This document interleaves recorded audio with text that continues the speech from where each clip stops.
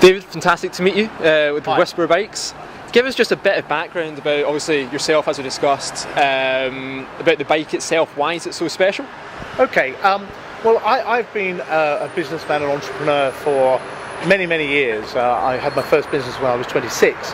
I've been in the display and exhibition industry for a lot of years, and 5 years ago, during a trip to China, sourcing lighting and that type of thing, I saw my first electric bicycle.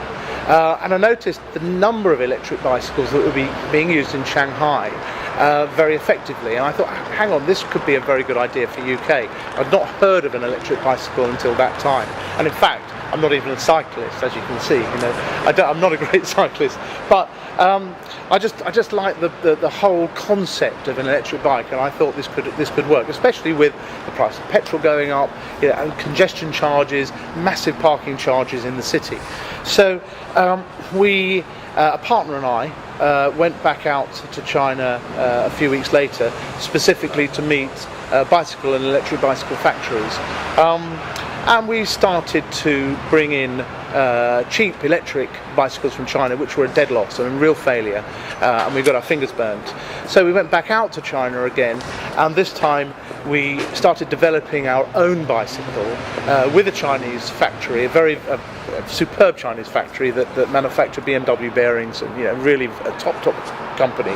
And together we sat down and developed the Wisper 905, which is what you see here. So the first one of these was actually produced about 5 years ago. 5 years on, we've learnt about the industry, we've developed batteries with battery companies, we've developed the motors with motor companies, telling them exactly what we need to make a better bicycle. And what this at the moment is the pinnacle of our range. We have a great range from £999, which falls inside the government cycling scheme, right the way up to this one at 2,400 or 2,399. This is a great bike. Okay, it has very similar electronics and motor to the less expensive bikes, but it has a carbon frame and lots of other goodies that the bike riding public would really enjoy. But the basis to this bike is a lithium-ion polymer. Because the lithium-ion polymer is actually more resilient to being bashed about. Battery, which is 36 amps and 36 volts and 14 amps. It runs through a very clever little computer down here called our controller. Through the controller on the handlebars and down to a 250 watt motor on the front wheel. Now, 250 watt motors is a very important number because that's the European standard. Anything above 250 watts becomes a powered vehicle, and then so it's a moped basically. Yeah. So you have to have tax license, insurance, etc., wear a crash helmet. So, but the governments of Europe have decided that actually there is room for a vehicle that's not quite a bicycle and it's not quite a moped, and that's exactly where these bicycles fit in. So the way that it works is when you start pedaling the bicycle, it recognises a sensor down near the crank, and it recognises that you're working, that you're actually putting a little bit of effort in, and it turns the motor on for you. And then by use of a couple of buttons here, you can decide whether you want about 20% assistance up to 80% assistance. You just move it up in increments of about 20%. Yep. Okay. So that's electric biking. Now, with this setup, we can cover about 50 miles comfortably with the run-of-the-mill rider stopping and starting, coming into London, doing that type of thing. On a test track, we can get 70-80 miles out of it, but truly it is a 50-mile bicycle, which is probably enough for most people. We have a couple of commuters that we know come from the outskirts of London, 25 miles in and out of London every day, and actually they're faster on an electric bicycle than they are on their car. Now, Wisper is a new company. We started selling the bikes about 3 years ago. A couple of test sales before there, but 3 years ago we really stopped. And we reached a reasonable turnover in our first year, but we doubled it in a second, and we look as if we're going to certainly treble, maybe even quadruple turnover in our third. And what's nice is actually we've done it all from cash. So it's a bootlace company, which I've just learned today. I've just learned the phrase today. But it's all, we don't owe anything to the banks. We don't have an overdraft. It's completely free, and wonderfully that gives us a lot of freedom to do what we want to do with our money. We're not beholden to the banks. We're not worried that we're going to get a telephone call saying, "Hello, Mr. Miall, actually that 300 grand we lent you, we'd rather like it back tomorrow," you know. So my advice to any would-be entrepreneurs out there would be, try and do it on your own. If you can borrow some money off your granny and borrow some money off your brother, try and start that way. Sell something, take the profit, and then move forward. I mean, it does mean that after 5 years I'm not actually earning any money, but I'm hoping now this year we'll start to be able to take a small salary and then grow with it. But Wisper Bikes is certainly one of the biggest names in the UK for electric bikes. It's certainly, I will say it, it's certainly the most respected. We have a superb backup service, and I think that's one of the most important things about the way we've set up the company, is that anybody who has a Wisper bike that has any complaint, I will actually personally go around and sort it out, or I'll send somebody to sort it out. So there's nobody out there with a Wisper bike that is unhappy. Okay, and that's another very important thing about business. You know, if you've got unhappy customers, especially today with blogs and all the rest of it, you suffer. You make sure your customers are happy, because they'll tell other customers, and actually you don't need to advertise particularly. It's I can't remember the term for it now, but people will tell people, and all of a sudden a lot of people know about you. Exactly. You've built a better mousetrap, and the world is beating a trap to your door. Okay, so that's basically the bike. Quite simply, how do you charge it? Okay, well, if you have a mobile phone or computer, which most people do, it's exactly the same type of battery. As I said, it's lithium polymer. Yeah. So you simply take the seat out and unlock the battery. Take the battery out. Well, I've locked it, sorry. Cut that bit. Hang on, sorry, let me try. Okay. That's it, sorry. Right, okay. You take the seat out and lift the battery out, and then you take, that's about 4 kilos, and you take it into work, or you take it into your home or whatever, and plug it into a charger. And when it's fully charged, take it back out, put it in your bike again. So very, very simple. So you can lock the bike up in the bicycle shed and take your battery up to be recharged. Now, you were mentioning earlier that this opens up, you know, the potential of biking to a whole different type of demographic that might not have been able to do it before, and it's actually a replacement for a car. Absolutely. Rather than other types of bike. Absolutely. We have one problem, and that is that the bicycle retailers see this as the Antichrist. You know, it's a bicycle you don't have to pedal, and they are absolutely shocked when you see it. In fact, I was sitting on the cross-party parliamentary group for cycling last week, and this is the first time we actually talked about cycling, sort of about electric bike within that group.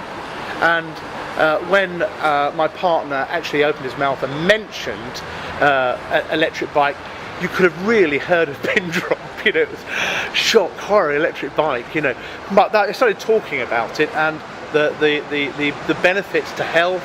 The benefits, as you said earlier, the benefits to getting people out of their cars, and all of a sudden it started to make some sense. Now, as you quite rightly say, it's not to take people off their bicycles and put them onto an electric bike that they don't have to pedal. I mean, it's a popular misconception, but that's not where we're coming from. What's important about this is that it drags people out of their cars, and that little trip up to get your papers, or to Tesco's, or whatever you're doing, or indeed, as I said earlier, some of our guys travelling 25 miles into work, this is perfect. So it's to get normal, healthy people using the bike rather than the car. An interesting fact, I love interesting facts. An interesting fact about the electric bike is that it is used 7 times more than a normal push bike on average. What happens is most people come along, go into the bike shop, think, right, okay, fitness regime, I'm going to get a bike, I'm going to cycle. They buy a bike, they go to the end of the road, come back, put it in the garage, that's the end of it, okay? Because actually it takes much more effort than they think to cycle. Yeah. With an electric bike, it is actually a serious form of transport, and they go to the end of the road and come back, and then actually can't wait to get out and do some more. You know, so it really is it's a mode of transport, and it's a lot of fun.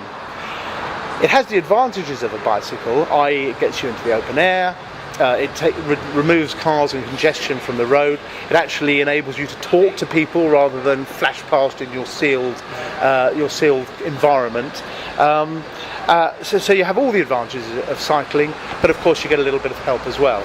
So apart from the obvious commuter market, there's people like myself who are overweight, and I wouldn't be seen, well, I probably would be dead if I got on a bicycle, but I would never have been on a bicycle. I've lost 2.5 stone simply through cycling the bike over a 6-month period, and that's putting that little bit of effort in, just a little bit of exercise. I'm gradually turning down the assistance now, so it helps people who aren't as fit as they should be. It helps people that have hip problems, knee problems, that type of health issue, who normally couldn't cycle a bike. And of course, you get to the 60 plus guys who perhaps have been great cyclists in the past, but actually it's becoming a little bit of an effort, or a little bit too much of an effort, but this brings them back onto the road again. We've got a lot of people of that age group buying bicycles. But what we're trying to do with this one is make it very much more funky, so we can get 14-year-olds up, because 14 is the minimum age that you have to be to actually ride an electric bicycle. Now, you mentioned earlier you've got some great new products coming onto the market as well with some fantastic features. Could you tell us about that? Sure. I mean, this is one of the first electric bicycles that's been designed fully as an electric bicycle. And there are a few on the market at the moment, but there are very few. The majority of electric bicycles are from companies like Trek and Giant, who take a normal bike and then pop an electric battery and a motor onto it. But this has been developed from the ground up. Now, our next bicycle, which is ready for the 2011 market, we've taken that a step further. Now we've learned an awful lot about electric bicycles and how they work. We've moved the weight of the battery slightly further forward, and we have a brand new frame design. It's very, very funky frame design. But we've built in lots of tech, fun tech, so you can plug your iPod in, and there are built-in speakers in the frame that will play your music, or you can be on the telephone if you plug your telephone in there, and you can be hands-free on the telephone. It also will, if you're in traffic, it gives a noise. Sorry, in pedestrian area, so people can hear which way you're coming from, and they know you're coming. So it's an important safety feature. We have a tracker on it, so absolutely superb new product that will fit inside the frame, and it will run from the battery, and it just gives out a signal all the time. So if you lose your bike, misplace it, or it gets stolen, you simply dial a telephone number, put in your PIN, they'll give you the coordinates of where your bike is, and you either send the police round or go and find it yourself. So that's in there. We have video facility in there that will constantly records the last 15 seconds of your trip. We just in case you have an accident, and you've got evidence of how the accident happens. And probably most importantly, we have a heart monitor built into the handlebar. So as soon as you grab the handlebar, it will start taking your heart rate. Now, further to that, what we've been able to do is produce a little bit of kit that will enable you to set the heart rate that you require on the bicycle. So you set it to 120 beats per minute. It won't give you any help at all until you get up to 120, and then it will kick in and it will maintain your heart rate at 120 or to whatever you need to set it to. Now, finally, surely, with these sorts of sales figures and the growth, surely investors are beating a path to your door. We have two companies at the moment that are talking to us, but we're still a little bit jealous, and we're not really sure that we want to we want to get involved with another company at the moment. We have 13 countries, 14 including the UK, that are already buying the bike, so they're being sold in places like New Zealand and Canada and Norway and Greece and all over the place. Obviously, most of the countries in Europe are selling them. We're actually doing very well.